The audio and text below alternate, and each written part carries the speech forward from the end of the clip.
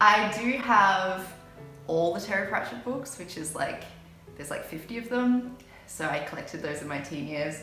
I have a whole lot of fantasy, but I also have a lot of poetry, a lot of Shakespeare, and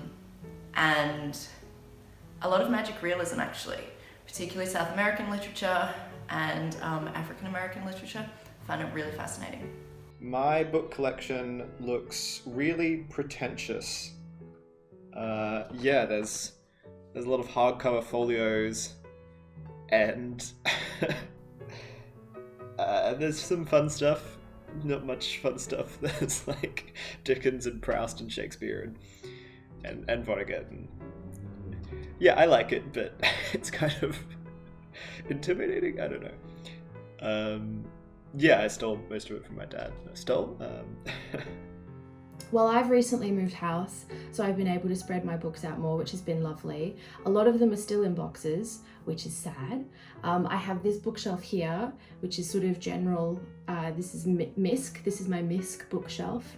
And then I have another one, which I was quite chuffed. I was able to sort of perfectly fit all of the books that I've bought in relation to or as a requirement of my uni studies over the years.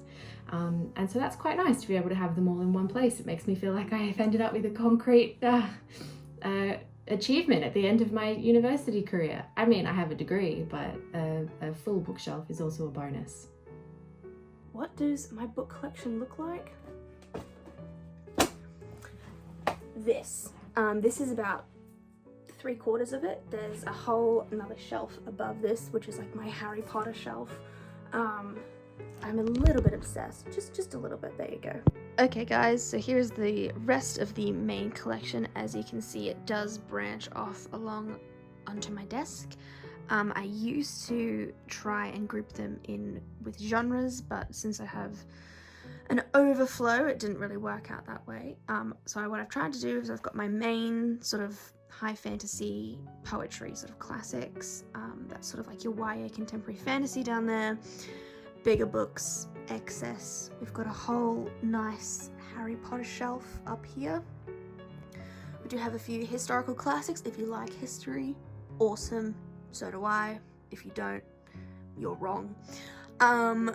We've got some more YA here, whatever that is. We've got The Witcher, awesome, wonderful.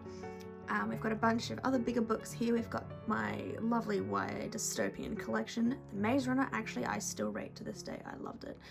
But yes, we'll skip that. This was my junior fic days. I loved reading Warrior Cats and Guardians of Garhul. They were and forever will be one of my favourite junior fic series. I loved them so much, but then that branches down into sort of my uni books, your Shakespeare's, your classics. We've got some Shakespearean insults. What's that one? Oh God, that I were a man, I would eat his heart in the marketplace. Same. Yeah. Thank you for that one, Will. You were wonderful. Here we've got my sort of mini academia study little corner. Peep the Draco candle. If you know, you know. We've got some more classics here. Bit of poetry, bit of other nice, the Chiltern Classic collection of the different nice classical ones there, and some other random ones that I've chucked in as well. So yeah, that is the very garbage bookshelf tour that has no order whatsoever.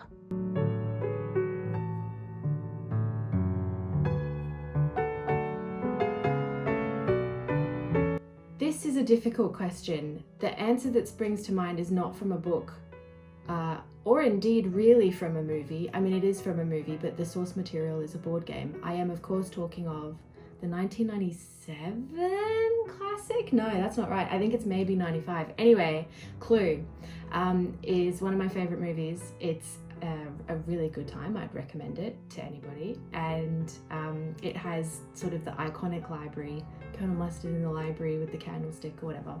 And it's a good example of using space in really interesting and sort of generically subversive ways, and the library is a big part of that. It's a good movie and it's a good library, and there are dead people in it. What is my favorite fictional ideal library? To be completely honest, I would love to have seen the Library of Alexandria. Unfortunately, that did burn down. I think the historian Livy wrote in his History of Rome that there were like 40,000 scrolls or something that had burned, and that was just part of it. And I'm here doing like a whole Kung Fu Panda Dragon Warrior scroll quest going, I want to read those scrolls, but I can't because they're lost to time and they're gone, so we'll have to deal with that. But in the real world, a library that does exist, the Abbey Library of St. Gall in Switzerland is stunning, and I've always wanted to go there. One day I will. But if we're thinking of another fictional library as well, Corey Arkin's library in Voyage of the Dawn Treader is pretty nuts. So if you've seen the movie or if you've read the books, he's got like the whole like, you know, roly-poly ladder that goes across the nice mahogany bookshelves. So I also want that one as well. My favorite fictional / ideal library would be mine, but bigger, I guess. Yeah, mine but bigger. I stand by that. My ideal fictional library. It has to be a cozy place. The library has to be cozy, and I want a big squishy armchair to read in, and you know, those ladders that slide across the rows of shelves that you can climb up. That's just cool. So I suppose the library in Harry Potter would be up there. And the other one is the library at the Unseen University on Terry Pratchett's Discworld, which is a magic library, so it has books that sneak in from other dimensions. And yeah, going to a library that's infinite and you'll be guided by a friendly orangutan librarian who will show you good books for the price of a banana. Sounds great to me.